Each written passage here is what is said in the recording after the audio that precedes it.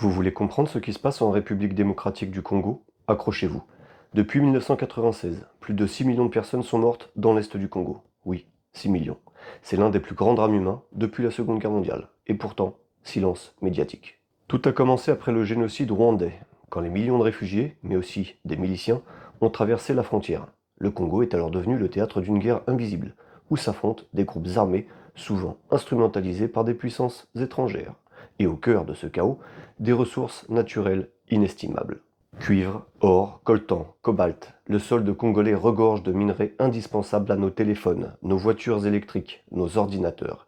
Un trésor que se disputent des multinationales, des groupes armés et des États étrangers. La Chine, par exemple, contrôle une grande partie des mines. Les États-Unis veulent sécuriser l'accès au cobalt stratégique. La France, elle, essaie de garder son influence via des contrats publics, la francophonie et la diplomatie.